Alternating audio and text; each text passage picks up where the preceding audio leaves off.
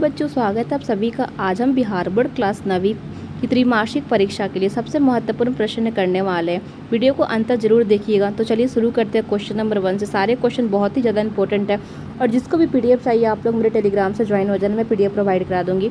तो बच्चों question number 1 क्या कहता है, यहाँ पे देखो कि कहानी कपलेट शीर्षक पाठ के लेखक कौन थे। तो बच्चों इनका नाम था शिव पूजन सहाय। ऑप्शन नंबर हमारा करेक्ट हो जाएगा ए। इसके साथ हम लोग क्वेश्चन नंबर 2 पे आते हैं। बच्चों क्या कहता है कि मुंशी जी के बड़े भाई क्या थे, यानी कि पेशे से वो दरोगा थे। ऑप्शन नंबर हमारा क्या हो जाएगा, ए करेक्ट हो जाएगा। चलिए आगे बढ़ते हैं बच्चों। क्वेश्चन नंबर 3 देखते हैं क्या कहता है कि दरोगा जी की क्या मरने के बाद मुंशी जी बिल्कुल ही गरीब हो गए थे। तो उनकी जो घोड़ी थी बच्चों वो मर गई थी, जिनके बाद मुंशी जी क्या हो गए थे, गरीब हो गए थे। ठीक है, चलिए आगे बढ़ते हैं। क्वेश्चन नंबर 4 के साथ बच्चों क्या कहता है कि मुंशी जी की पुत्री का नाम क्या था। तो बच्चों इनकी जो पुत्री थी इनका नाम था भगजोगिनी। ठीक है, भगजोगिनी नाम था इसका। ऑप्शन नंबर हमारा ए करेक्ट हो जाएगा। 5 नंबर पे आते हैं कहानी का प्लेट गद्य कौन सी विद्या है। बच्चों तो ये एक कहानी में आता है। ऑप्शन नंबर हमारा कहानी हो जाएगा। आगे बढ़ते हैं और 6 नंबर क्वेश्चन देखते हैं बच्चों क्या कहता है यहाँ पे कि भगजोगिनी का सौंदर्य किसका शिकार हो गया। तो बच्चों किसका शिकार हो गया, तो घोरदृता का। ऑप्शन नंबर हमारा क्या हो जाएगा, बी करेक्ट हो जाएगा। आगे बढ़ते हैं 7 नंबर क्वेश्चन के साथ में बच्चों कि मुंशी जी ने क्या बेचकर अपने भाई का श्राद्ध कर्म किया था। तो उनके पास एक घोड़ी था, तो कीमती घोड़ी को बेचकर अपने भाई का श्राद्ध कर्म किया था। ऑप्शन नंबर बी हो जाएगा। 8 नंबर क्वेश्चन पे आते हैं बच्चों की भारत में सरकायु सिनेमा या भारत में सिनेमा के जनक किसे कहा जाता है। दादा साहेब फाल्के को। ऑप्शन नंबर हमारा क्या हो जाएगा, ए करेक्ट हो जाएगा। चलिए आते हैं 9 नंबर क्वेश्चन के साथ बच्चों की नालंदा विश्वविद्यालय का पुनरुद्धार किसने करवाया था या इसके मुख्य संस्थापक कौन थे। तो बच्चों यहाँ पे कुमारगुप्त प्रथम हो जाएंगे। ठीक है, कुमारगुप्त प्रथम पे लगा लीजिएगा। ऑप्शन नंबर बी हो जाएगा। चलिए आते हैं 10 नंबर क्वेश्चन के साथ में कि नालंदा का विशाल स्तूप ऐतिहासिक रूप से किसके संबंधित था। तो किससे संबंधित था बच्चों, तो भगवान बुद्ध से संबंधित था। ऑप्शन नंबर हमारा हो जाएगा बी। आगे बढ़ते हैं 11 नंबर क्वेश्चन के साथ बच्चों क्या कहता है ग्राम गीत का मम शीर्षक पाठ के लेखक कौन थे। तो बच्चों इनका नाम था लक्ष्मी नारायण सुधांशु। ठीक है, चलो आगे बढ़ते हैं 12 नंबर क्वेश्चन के साथ में बच्चों क्या कहता है ग्राम गीतों में किस प्रकार की भावनाओं का प्रधानता होती है। तो बच्चों स्वाभाविक और हृदय ग्राहिक। ऑप्शन नंबर हमारा बी करेक्ट हो जाएगा। चलिए क्वेश्चन नंबर आते हैं 13 में बच्चों की क्या कहता है कि लाल पान की बेगम शीर्षक कहानी के रचनाकार कौन थे। तो बच्चों इनका नाम कहता है, इनका नाम था फर्नीचर नाथ रेगुड। ऑप्शन नंबर हमारा बी करेक्ट हो जाएगा।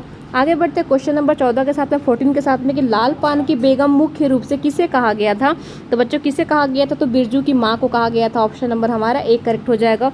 चलिए क्वेश्चन नंबर आते हैं 15 में बिरजू के पिता ने मेला जाने के लिए क्या भाड़ा किया था। तो बच्चों क्या उन्होंने लिया था, तो एक बैलगाड़ी था, एक बैलगाड़ी को उन्होंने बुक किया था। ऑप्शन नंबर भी हो जाएगा हमारा बी बैलगाड़ी। ठीक है, चलिए 16 पे आ जाइए। सांस्कृतिक वैभव की संवाहन साक्षी सांस्कृतिक पाठक में बिहार की किस कला का उल्लेखन है। तो मधुबनी पेंटिंग का उल्लेखन है, यानी कि मिथिला चित्रकला का। ऑप्शन नंबर हमारा करेक्ट हो जाएगा ए। चलिए आगे बढ़ते 70 नंबर क्वेश्चन के साथ में जो कि बहुत ज़्यादा इंपॉर्टेंट ये क्वेश्चन है कि पद नद के त्रिनतन कविता के कवि कौन थे। तो बच्चों इनका नाम क्या था, इनका नाम था अयोध्या सिंह उपाध्याय और हरियोध। ठीक है, हरियोध ये आता है ये एग्जाम में, तो हरियोध में लगा दीजिएगा। ऑप्शन नंबर डी हो जाएगा। चलिए आते हैं 18 नंबर क्वेश्चन में बच्चों क्या कहते हैं कि रैदास के कितने पद गुरु ग्रंथ साहिब के संकलित हैं। तो बच्चों रैदास के यहाँ पे 40 पद बताया गया है, तो ऑप्शन नंबर 40 हो जाएगा, यहाँ बी लगा लीजिएगा। चलिए आते हैं 19 पे कि प्रभु जी तुम चंदन हम पानी किस कवि के प्रसिद्ध पंक्ति है। तो बच्चों यहाँ पे हमारा आंसर हो जाएगा संत रैदास जी का ये था, तो ऑप्शन नंबर बी पे लगा लीजिएगा। आते हैं यहाँ पे 20 नंबर क्वेश्चन पे बच्चों क्या कहता है यहाँ पे कि मधुमालती किसकी रचना है। तो बच्चों किसकी रचना है, ध्यान देना यहाँ पे हमारा मंजन हो जाएगा। ऑप्शन नंबर हमारा करेक्ट कर लीजिएगा यहाँ पे ए। चलिए क्वेश्चन नंबर देखते हैं यहाँ पे 21 को बच्चों एक इंपॉर्टेंट क्वेश्चन है कि कवि मंजन ने सच्चा प्रेम किसे माना था। तो बच्चों इन्होंने सच्चा प्रेम माना था, यहाँ पे देख लीजिए, थोड़ा सा मैं जूम कर देती हूँ, जो ईश्वर के प्रति करारे और अंग अंग में मकाए। ऑप्शन नंबर हमारा बी करेक्ट हो जाएगा। चलिए आगे बढ़ते हैं 22 नंबर क्वेश्चन के साथ में बच्चों क्या कहता है कि गुरु गोविंद सिंह सिखों के कौन से गुरु थे। तो ये गुरु गोविंद सिंह 10वें गुरु थे सिखों के। ऑप्शन नंबर सी हो जाएगा। चलिए आगे बढ़ते हैं क्वेश्चन नंबर देखते हैं बच्चों 23 को गुरु गोविंद सिंह का जन्म कहाँ हुआ था। तो पटना बिहार में हो जाएगा। ऑप्शन नंबर हमारा बी करेक्ट हो जाएगा, पटना बिहार। चलो क्वेश्चन नंबर 24 पे आ गए हम लोग अब कि पलक पावड़े कविता के कवि कौन थे। तो बच्चों इनका नाम था अयोध्या सिंह उपाध्याय हरियोध। हरियोध आएगा, लगा दीजिएगा बस इसमें। चलिए 25 में आ जाइए। पलक पावड़े कविता में कवि किसके स्वागत में पलके बिछाए बैठा था। तो बच्चों कवि जो था वो प्राकृतिक और नई सुबह वसंत का इंतजार करता था। ऑप्शन नंबर हमारा ए करेक्ट हो जाएगा। 26 नंबर क्वेश्चन देखते हैं। वर्णिका भाग 1 में कि प्रथम पाठ दूध का दांत था, ठीक है, वो कैसी रचना है, इसके रचनाकर कौन है? तो बच्चों इसके रचनाकर का नाम है मोहन राकेश जी, इसके ऑथर का नाम है। चलिए 27 पे आ जाते हैं, जो कि ग्रामर से स्टार्ट है। हिंदी वर्णमाला में कुल स्वरों की संख्या कितनी है? बच्चों स्वरों की जो संख्या होती है 11 होती है। ऑप्शन नंबर हमारा क्या हो जाएगा? बी करेक्ट हो जाएगा। 28 पे जो क का वर्ण उच्चारण, तो क हम लोग कर्ण से उच्चारण करते हैं, ऑप्शन नंबर हमारा बी हो जाएगा। चलिए आते हैं 20 यहाँ पे 9 पे, निम्नलिखित में कौन सा वर्ण घोष या महाप्राण वर्ग के अंतर्गत आता है? उदाहरण के लिए जैसे कह रहे हैं ख और घ, तो बच्चों हमारा डी हो जाएगा घ यहाँ पे, ठीक है। 30 पे आ जाओ। स्वर संधि के रूप में कितने वेद हैं? स्वर संधि के मुख्य रूप से बच्चों कितने वेद होते हैं? तो स्वर संधि के 5 मुख्य रूप से वेद होते हैं। ऑप्शन नंबर हमारा क्या हो जाएगा? सी करेक्ट हो जाएगा। चलिए संधि विच्छेद आ गया। क्या कहता है कि विद्या प्लस आलय इज इक्वल टू में विद्यालय है में कौन सी इसमें संधि है? विद्यालय में यानी कौन सी संधि है बच्चों? तो दीर्घ संधि है, इसमें ऑप्शन नंबर ए हो जाएगा। 32 नंबर क्वेश्चन पे आते हैं बच्चों कि सूर्यदास का सही संधि विच्छेद क्या है? तो सूर्यदास यहाँ पे सूर्य प्लस उदय हो जाएगा, ऑप्शन नंबर हमारा सूर्योदय का सही संधि विच्छेद पूछ रहा था, सूर्य प्लस उदय हो जाएगा, ए वाला ऑप्शन लगा लीजिएगा। 33 पे आ जाइए। इत्यादि का सही संधि विच्छेद क्या है बच्चों? तो इत्यादि का सही संधि विच्छेद होता है इति प्लस आदि, ठीक है। चलिए 34 नंबर क्वेश्चन पे आते हैं बच्चों की संज्ञा के कितने वेद हैं?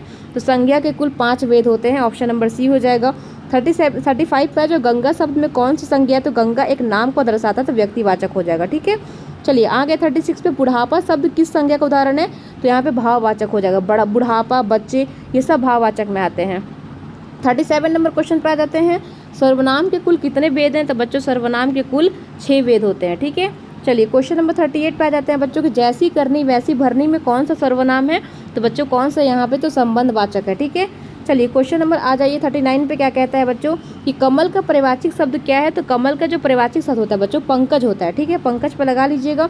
40 पे आ जाओ।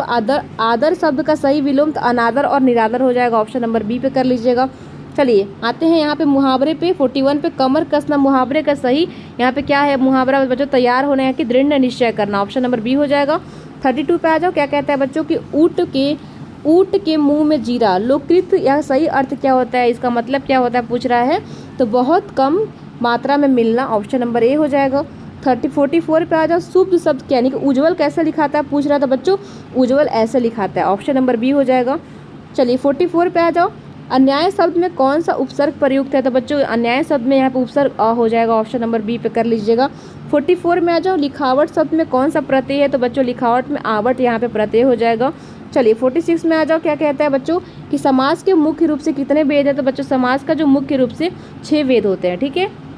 47 शब्द में आते हैं। 47 क्वेश्चन में यथा या शक्ति में कौन सा समास है बच्चों? तो इसमें बच्चों कौन सा समास है? तो यहाँ पे अभिभावक समास हो जाएगा, ऑप्शन नंबर ए करेक्ट कर लीजिएगा। चलिए 48 पे आते हैं बच्चों। राजपुत्र यानी कि राजा का पुत्र में कौन सा समास है? तो बच्चों इसमें कौन सा समास हो जाएगा? तो तत्पुरुष समास हो जाएगा, ऑप्शन नंबर बी कर लीजिएगा। 49 नंबर पे आता है लिंग के आधार पे आत्मा शब्द क्या है? तो आत्मा स्त्रीलिंग होता है। ये लास्ट क्वेश्चन है हमारा 50 वाला, जो कि बहुत ज़्यादा इंपॉर्टेंट है बच्चों, इसको ध्यान से देखिएगा और इसके बाद हम लोग क्या करेंगे? वीडियो को एंड करेंगे, ठीक है। तो क्या कहता है बच्चों कि पेड़ से पत्ते गिरा इस वाक्य में किस कारक का चिन्ह है? तो ये एक अपादान कारक का चिन्ह दर्शाता है, ऑप्शन नंबर हमारा बी करेक्ट हो जाएगा। तो उम्मीद है कि बच्चों आज की इस वीडियो आपकी एग्जाम के लिए बहुत ही ज़्यादा महत्वपूर्ण हुई है, तो आप वीडियो को लाइक कॉमेंट शेयर जरूर कर दीजिएगा और ऐसी वीडियो के लिए बच्चों मेरे चैनल को बेल आइकन के साथ में ज्वाइन कर लीजिएगा, क्योंकि मैं आपके लिए बहुत मेहनत करती हूँ PDF बनाने के लिए। और जिसको PDF चाहिए आप लोग मेरे टेलीग्राम से ज्वाइन हो जाना, मैं टेलीग्राम पे आप लोगों को इसका जो PDF है मैं आपको प्रोवाइड करा दूँगी, ठीक है।